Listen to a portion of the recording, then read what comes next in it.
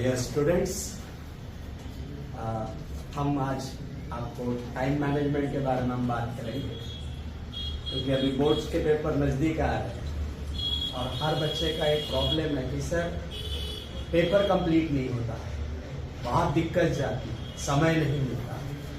तो ये सारे जो भी दिक्कतें जाने वाली हैं उसको थोड़ा सॉल्व करना बहुत ज़रूरी है।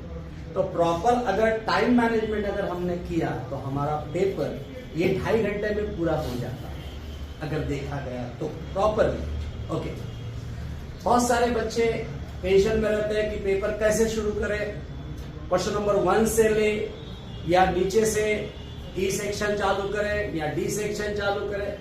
बच्चा ऐसा कुछ भी नहीं करना, हमको पेपर स्टार्ट टू एंड करना है। यानी क्वेश्चन नंबर 1 से स्टार्ट करेंगे और सेक्शन डी ई तक हम जाएंगे, कभी भी उसका ऑर्डर हम चेंज नहीं करेंगे। ओके, इसलिए शुरू से जाएंगे। जैसे हम सेक्शन नंबर ए जाते हैं तो उसमें एमसीक्यूज है। अब इस एमसीक्यूज में अगर देखा गया बच्चों तो केम बायो का एमसीक्यू सबसे ज्यादा है, 17 एमसीक्यूज आ रहे हैं विद असर्शन एंड रीजन। तो 20 में से 17 मार्क जो है ये केम बायो का है। और ये जो असर्शन रीजन है या केम बायो का जो भी एमसीक्यूज है ये ट्रिक बेस है, यहां समय जा सकता है। बहुत सारे बच्चे धांधली में उसको इनकरेक्ट करके निकल आते हैं, उसको समय नहीं देते। तो बच्चों वहां हमको हर करेक्ट को 1 मार्क मिलने वाला है। तो हमने वहां पे उसको 60 सेकंड देना बहुत जरूरी है। और लिखते समय मैं देखा हूं बहुत सारे बच्चे सिर्फ ऑप्शन लिखते हैं, उस स्टेटमेंट को वहां नहीं लिखते हैं, वो भी लिखना बहुत जरूरी है। ओके, और ये ज्यादातर क्वेश्चंस जो है ये डायग्रामेटिक होते हैं। एमसीक्यूज आजकल डायग्रामेटिक आ रहे हैं, और एक डायग्राम दिया जाता है, उससे आपको उसको पहचानना पड़ता है। तो इसलिए इसको समय देना बहुत जरूरी है। हो सकता है इसमें का एक आध एमसीक्यू आपको नहीं आए, हम उसके लिए जगह छोड़ सकते हैं। क्योंकि जब हम सेक्शन बी चालू करते हैं, सी चालू करते हैं, तो हमको हमारी पढ़ाई याद आ जाती है। और जब पढ़ाई याद आती है तो कभी कभी वो ऑप्शन लास्ट में क्लियर हो जाता है और हम उसके लिए जगह छोड़ देते हैं। ओके, तो इस तरह से इसका मैनेजमेंट हो सकता है। तो ये मैंने आपको केम बायो का बताया। सर फिजिक्स के बारे में, फिजिक्स के 3 एमसीक्यू रहेंगे आपको, ठीक है, जिसमें 2 एमसीक्यू मिलेंगे और एक रीजन और असर्शन मिलेगा। ठीक है, ऐसा देखा गया कि एक क्वेश्चन थोड़ा ट्रिकी रहता है और एक डायरेक्ट रहता है। और दिक्कत आती है बेटा रीजन और असर्शन को लेकर।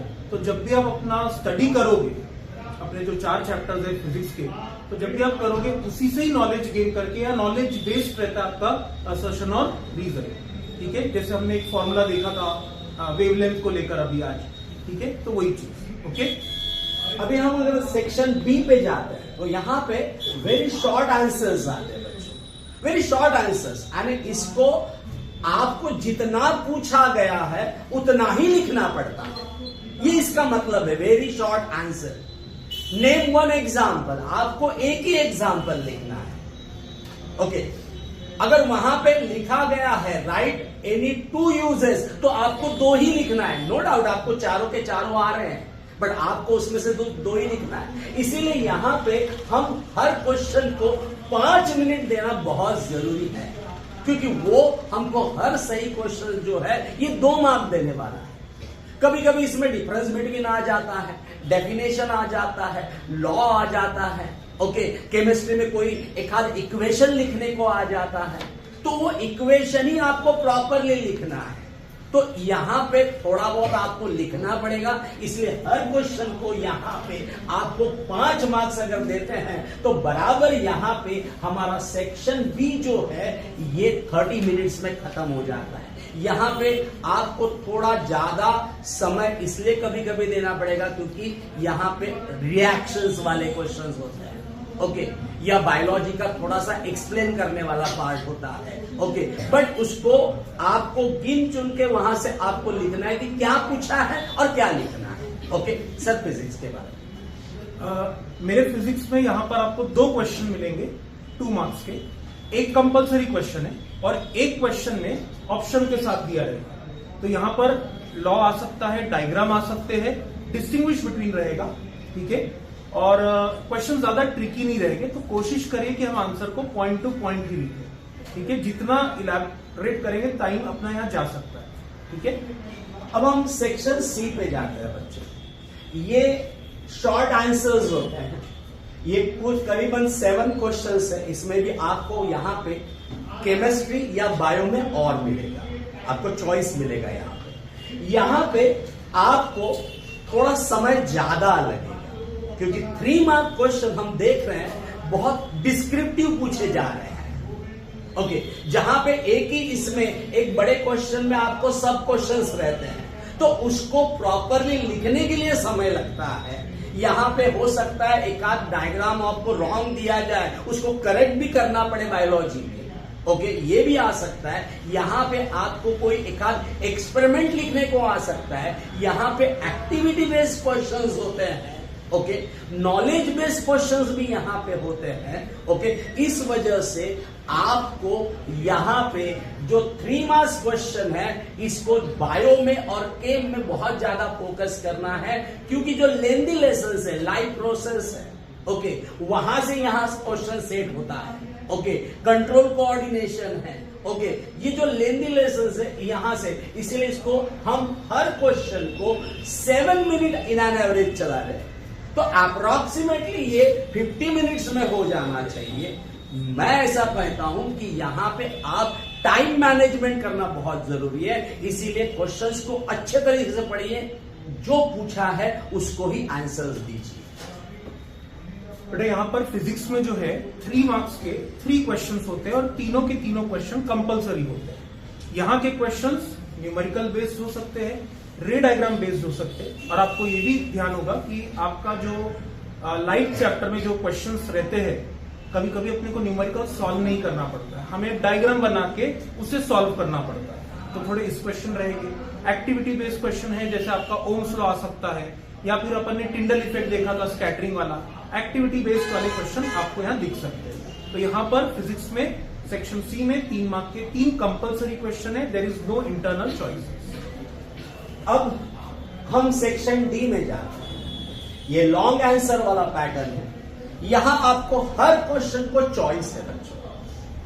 अब सिलेक्शन बहुत इंपॉर्टेंट है कि आप कौन सा क्वेश्चन यहां सिलेक्ट कर दो, 2 में से कौन सा जो आपको सटीक लगे, जहां टाइम सेव हो सके और जिसके आंसर्स हमको पूरा आता है, ऐसे ही क्वेश्चन का सिलेक्शन करना बहुत जरूरी है। यहां कभी भी एक साथ 2 क्वेश्चन और भी वहीं पे सॉल्व नहीं करने का।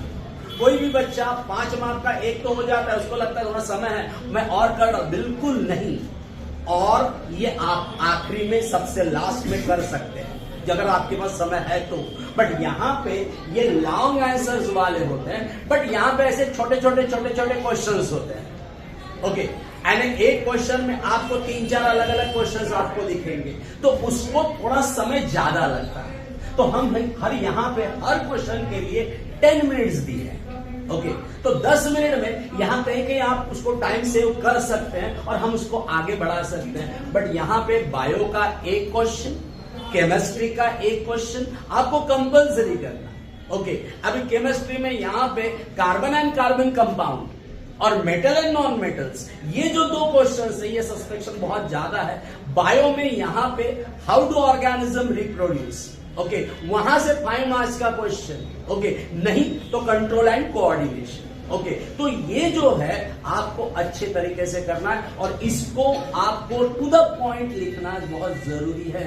जो जो पूछा गया है उसको टू द पॉइंट जाइए। Okay, and right this 5 marks question point wise. Okay, because each point carry half mark, ये बोर्ड का रूल है। और वहां कीवर्ड्स को प्रॉपरली अंडरलाइन कीजिए इन 5 marks question and in all 3 marks question also. Okay, section D में physics में एक ही क्वेश्चन है 5 मार्क्स का with internal choice. Generally 5 marks के क्वेश्चन में बेटा आपको डेरिवेशन मिल सकते हैं। ज्यादातर एक क्वेश्चन तो यहाँ से इलेक्ट्रिसिटी का रहेगा अलॉन्ग विथ न्यूमेरिकल।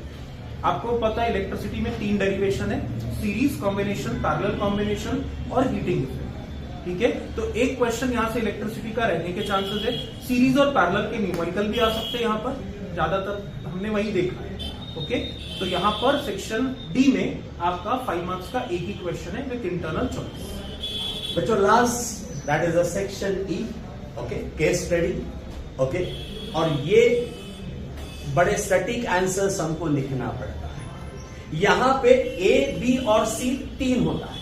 इसमें ए ये 1 मार्क ही रहता है, बी 1 मार्क ही रहता है, और सी जो है इसको और होता है ये 2 मार्क्स का।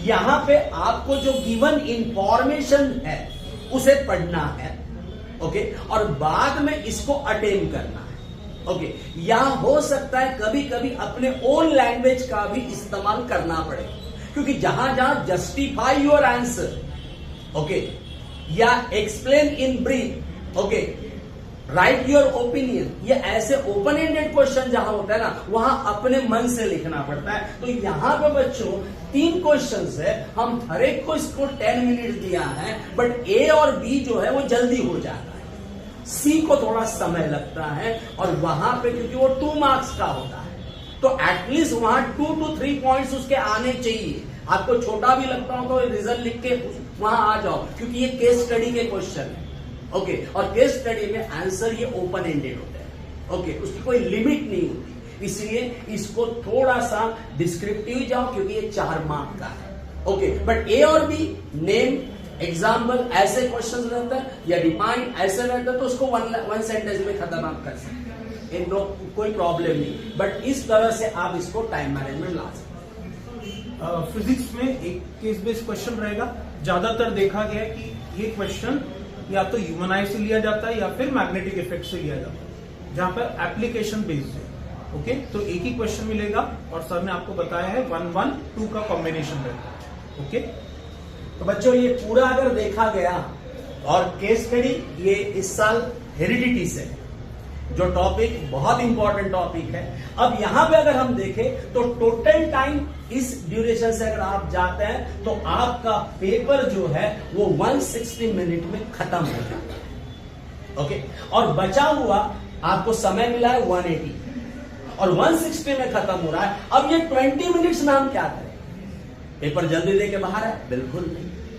पेपर को स्टार्ट टू एंड, ओके, आप इसको एक बार और पढ़िए, और पढ़ते पढ़ते आप पेंसिल से कीवर्ड्स को अंडरलाइन कीजिए बच्चों। हो सकता है उस समय आपको जब कीवर्ड अंडरलाइन करते हो तो आपको लग सकता है कि ये स्पेलिंग मेरा गलत है, उसको आप रेक्टिफाई कर सकते हैं, उसको करेक्ट कर सकते हैं। तो इसलिए वो लास्ट में स्टार्ट टू एंड पेपर पढ़ना बहुत जरूरी है। कभी कभी रिएक्शन लिख देते हैं, उसके स्टेट लिखना भूल जाते हैं, तो वो सारी चीजें ये लास्ट के 20 मिनट्स में आपको बाइफरकेट करना है, जिसमें आपको section A, section B, section C, D और ई, और ये लास्ट के 20 मिनट्स में बच्चों ध्यान में रखना 15 मिनट पूरा सी, डी और ई को देना, क्योंकि यहां पे सबसे ज्यादा मार्क्स है, ओके। तो ये सेक्शन और एक बार चेक करना, लाइन टू लाइन चेक करना बहुत जरूरी है। तो ऐसा हम टाइम सेव कर सकते हैं, और कहीं पे और करके हम इस 150 पे ला सकते हैं। आप आधा घंटा बिल्कुल हो सकता है, कहीं पे यहाँ टाइम मैनेजमेंट करके इसको स्पीड अप लाना बहुत जरूरी है। इसके लिए मैक्सिमम पेपर सॉल्व करना बहुत जरूरी है। जितना ज्यादा आप पेपर सॉल्व करोगे उतना आपका टाइम मैनेजमेंट परफेक्ट होगा बच्चों। ये टारगेट रखो कि 2.5 घंटे में हमारा पेपर हो जाना चाहिए। लास्ट 30 मिनट्स क्वालिटी टाइम है, उसमें हमारा पेपर क्वालिटिवली करेक्ट होना बहुत जरूरी है। ओके बच्चा, all the best. Okay, thank you.